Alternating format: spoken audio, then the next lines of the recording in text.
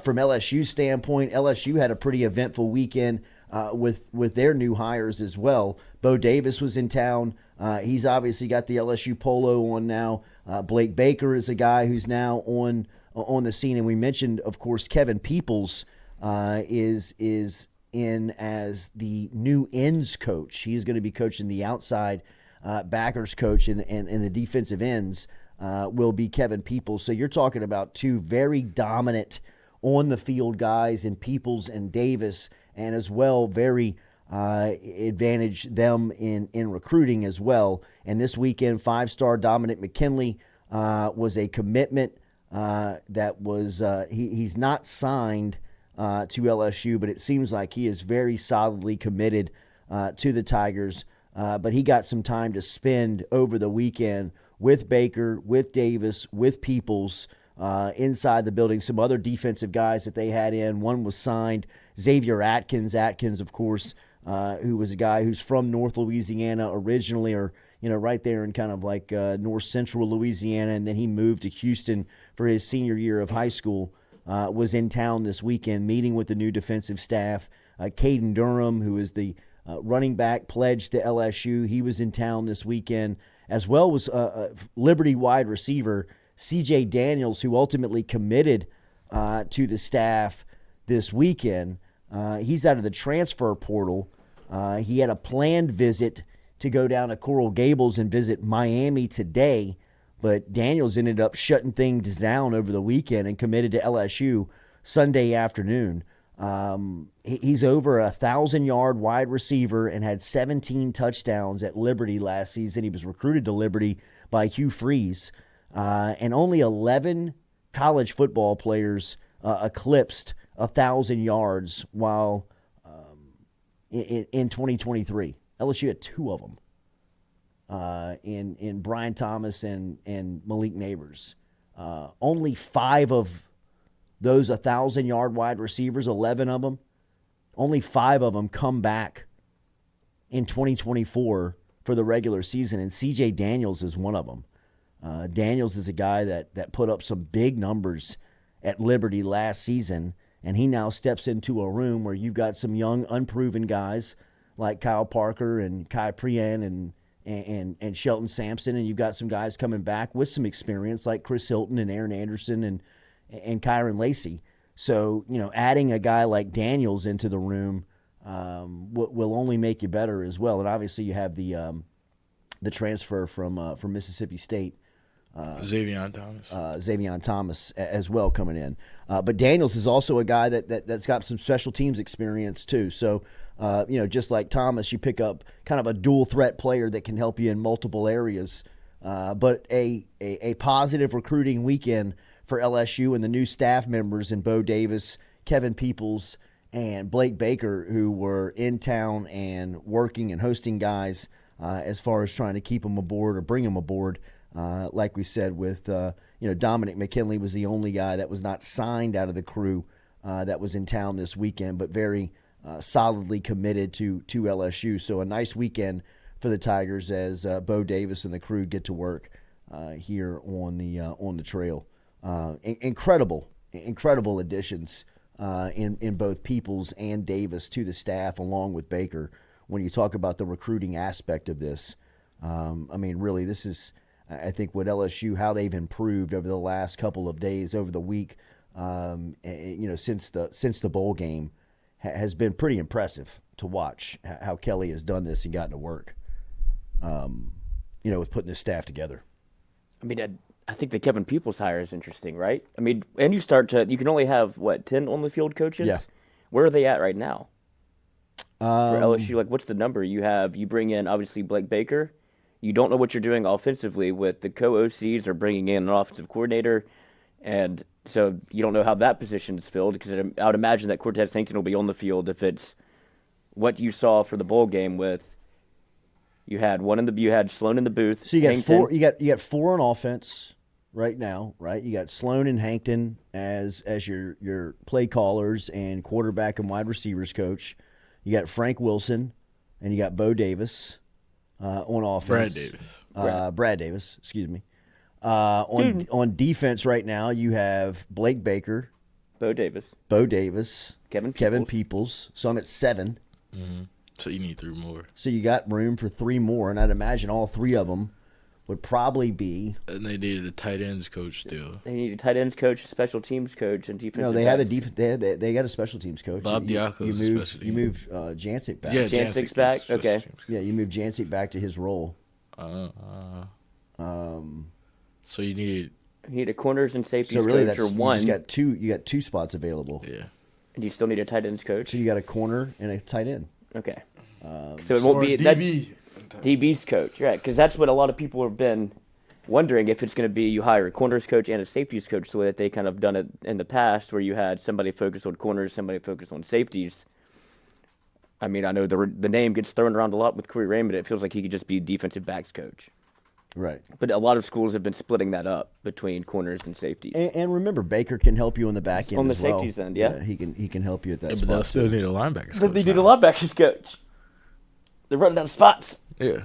And a linebackers coach, you need. That's why I thought the Peoples thing was interesting, because his specialty is just edge. Yeah. So I don't know if that qualifies as a linebackers coach or a defensive line. That's edge. So that would be like 3-4 working with the Jacks. Yeah, outside backers. Yeah. Ovia Gofu. Braden Swinson. Yeah, Swinson, Perk.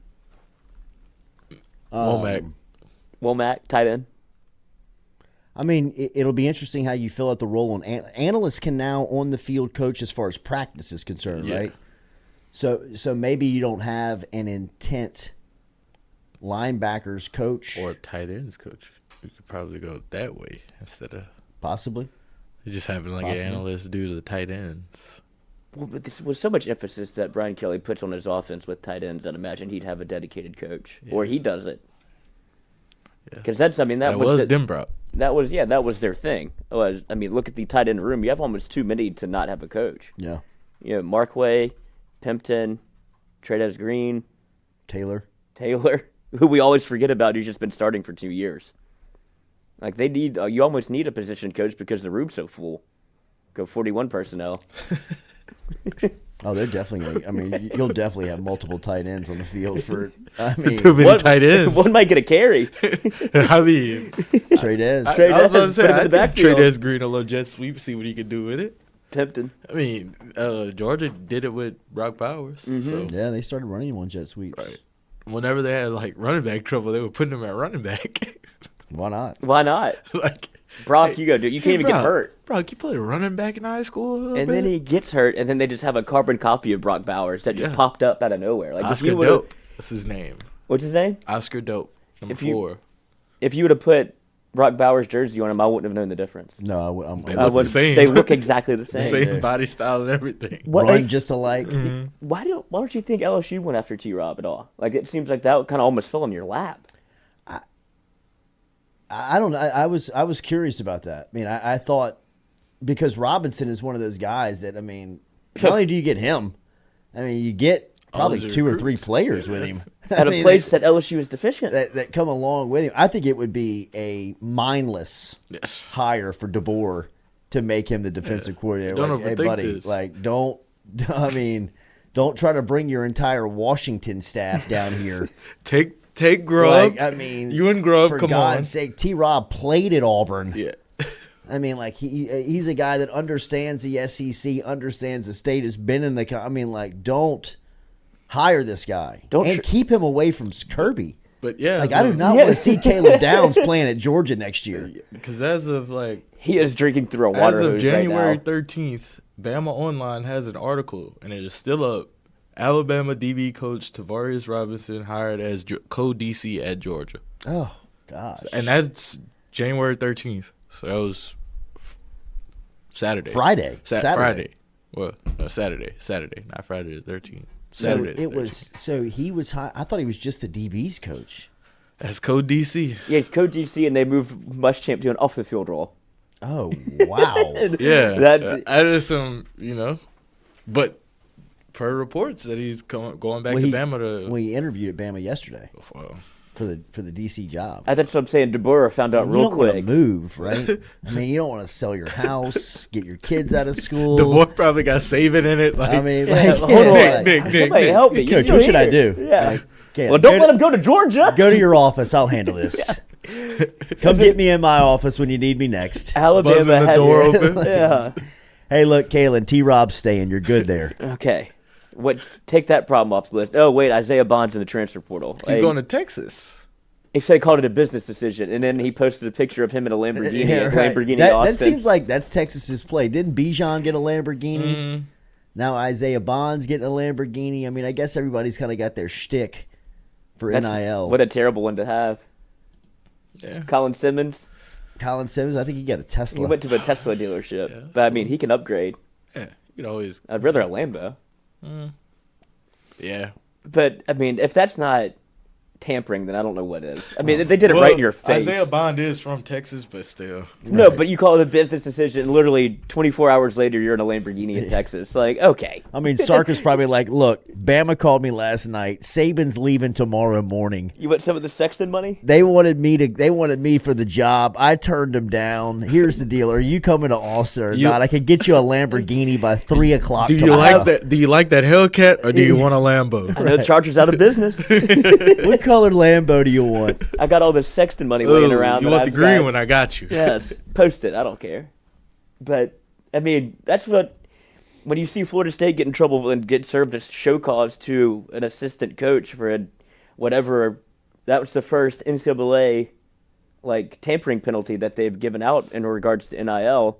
And then you have literally 24 hours later, business decision, Lamborghini. This is what Tampering. I would imagine. But, I don't care because Right. everybody's doing it. Yeah, but yeah, I'm just saying, the NCAA tries to put their foot down, then you pick up 1 foot, a roach crawls out. You pick up another foot, 10 roaches crawl out. NIL We can't stop. They're this. not even using it correctly. No, They're that's not what even I'm doing saying. it right. This isn't even the way it was supposed to be done. All right, make sure to hit that like button, share button, comment button, as we appreciate you starting and being here on this holiday, on this Monday. Happy Martin Luther King Day to you. We did see Desmond Ricks announce that he was going to the portal. If there is one that I would be like, come on, Des. Kid said he was going to be a Tide. I mean, I told him I was going to be a Tide. I mean, a Tide. Tiger. Roll Tide. Come home, man. I mean, for God's sakes. I mean, that would be automatic starter, right? And Yes. and you actually do have to feel. I know I've said that before about 5-star DBs that have transferred in, but I would imagine that he's definitely Yeah, I a mean, he plug made it and through play a full guy, season right? at Bama, but I guess they had some guys ahead of him that were. I mean, Well, both they of got- those they got corners the are two- first-round picks. The 2 top corners in the draft. Yeah, so. I'm ready to be a tight, ready to roll Tide. Yeah. I mean, that's all. Check cleared. That's all you need. Yeah, hold on. Let me check my bank account real quick. But, I mean, that's for LSU, that's kind of – this couldn't have happened in a better – timing-wise for the deficiencies that LSU had and Nick Saban leaving. The transfer portal couldn't have opened up at a better time for you in terms of, okay, what LSU needs, Alabama has. If you're able to swing 1 or 2. Well, not only that. I mean, you just made key defensive hires. You need defensive personnel. You get to, swim around like a shark on the best defensive roster in college football. You know, if you're Bo Davis and Blake Baker, I'm sending text all weekend. I was texting Fellas. them. What's up? Remember me. Hey, big head. What's Oates? Oh, yeah. Jaheim Oates? Jaheim. What's up, big dog? Big dog. Big dog. Like, I'd I'd a different pillow I'd send now. him that meme. The Tiger Big Woods. dog. The Tiger Woods Yeah. meme. But that's what you would, and I don't know if this is, I guess, what is kind of cause for concern as to why you don't have a defensive backs coach, because now you need one, to go Go recruit it. Make some calls. I at know least. Baker can recruit, that was part of the coup and why you wanted him, because that's kind of what Matt House didn't bring to the table was, okay, if he's going to be your defensive coordinator, he better either bring one of 2 things. He better be able to coach the hell out the spot and scheme it up, or be able to recruit and just let talent play out. And it seemed like he did towards the end of it. It was neither. And if you're not going to recruit it, Blake Baker, if you know anything about him, we'll see what the defense does. That feels like it's an upgrade at that particular position too. But you're getting the recruiting. And now if LSU can add I don't know who else it would be outside of Corey Raymond at this point. Good question. Chevis Jackson. That's the only other name I could think of. But there hasn't been smoke around anybody else. Nobody I know else. nobody knows anything, and that was never more Clear. apparent exactly than with Jimmy Sexton and what Greg Byrne was doing at Alabama. Nobody knew anything. That's right. And it's maybe the biggest job in college football, and you didn't have a clue. None of us did. It was literally throwing darts at the wall. It's like, I don't know. Did Dan Lanning even get interviewed? We don't know. He was in Eugene. Flight Tracker had him in Tuscaloosa. Never went. Like, it was... Yeah. That's as tight of a ship as you can run. That was right. Woodward-esque. Yeah, well, I mean, I think Byrne, he knew, same thing Woodward did. You're going to be judged by this hire. Yeah. You can go hire Jay Johnson and Kim Mulkey and, Matt McMahon, all you want.